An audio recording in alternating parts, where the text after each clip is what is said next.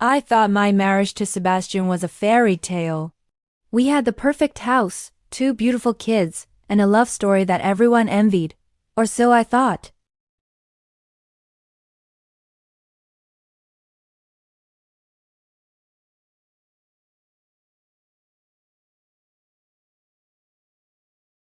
It wasn't our joint account. It was a card I didn't even know existed. My heart started to pound. As I scanned the charges, a pattern emerged. Lavish dinners at restaurants we never went to, hotel bookings in our own city, expensive jewelry from a boutique I'd only window shopped at. The dates lined up perfectly with all those late nights he supposedly spent at the office, the business trips he said were mandatory. My fairy tale was a lie. I felt like I was drowning. Every memory, every laugh, every I love you was now tainted. Was any of it real? I spent the rest of the day in a daze, going through the motions with the kids, a fake smile plastered on my face while my world crumbled inside. That night, when Sebastian came home and kissed me, I had to fight the urge to recoil. He asked how my day was, and I mumbled something about it being fine. The ease with which he lied, the casualness of his affection, it was chilling. He had no idea I knew. He thought he was so clever, so careful. But that single piece of paper had unraveled everything.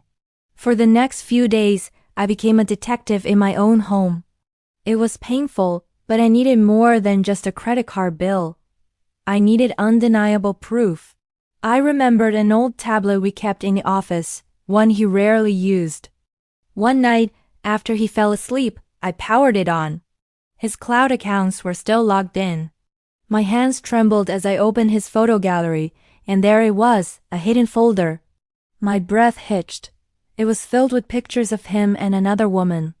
They were laughing on a beach, kissing under a sunset, looking at each other with a tenderness he once reserved for me. She was younger, a new hire at his company. The cliché was almost laughable if it didn't hurt so much.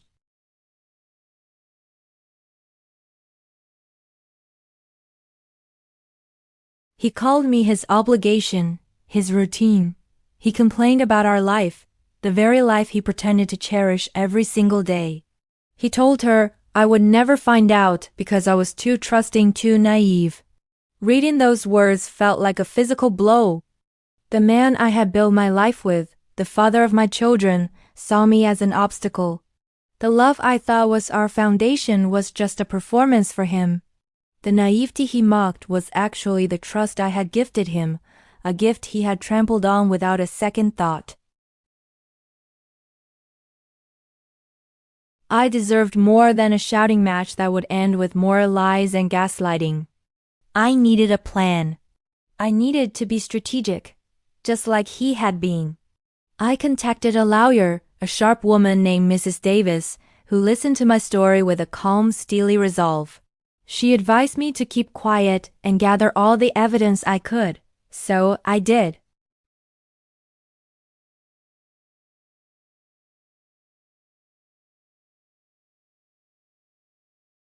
Each piece of evidence was a small act of taking my power back.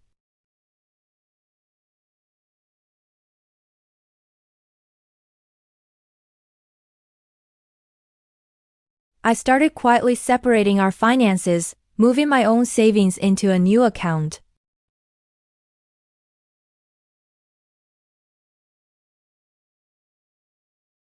Preparing for the end of my marriage while still living in it was the hardest thing I've ever done. I had to pretend everything was normal.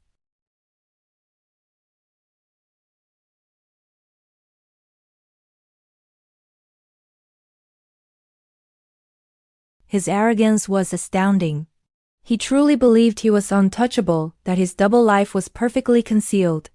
He had no idea I was 10 steps ahead, meticulously planning my exit from the wreckage of our marriage. The day I chose to confront him was our anniversary. It felt fitting. He came home with a bouquet of roses and a reservation at our favorite restaurant, the picture of a devoted husband. I let him get comfortable, let him pour 2 glasses of champagne. He raised his glass, smiling. To us, Nora. To another amazing year. I didn't raise mine. Instead, I calmly slid a folder across the coffee table. What's this?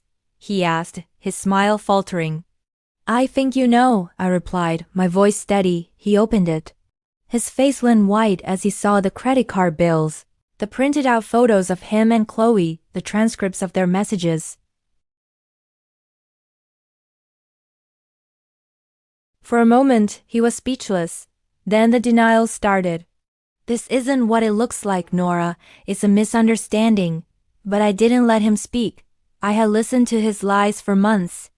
I wasn't going to listen to any more. I told him I knew everything. I told him I had a lawyer. I told him I had already secured a new place for me and the kids. I watched as the panic set in. The smooth, confident man I married was gone, replaced by a desperate, cornered stranger. He started begging, pleading, telling me it was a mistake, that he loved me, that he couldn't lose his family. But his words were empty. He wasn't sorry for what he did. He was sorry he got caught. The weeks that followed were a blur of legal meetings and painful conversations. He tried everything to win me back, not out of love, but to save face, to maintain his perfect image. But I stood firm. The woman he called naive and trusting was now the woman who was dismantling his carefully constructed world. I focused on my children, shielding them as much as possible, and on myself.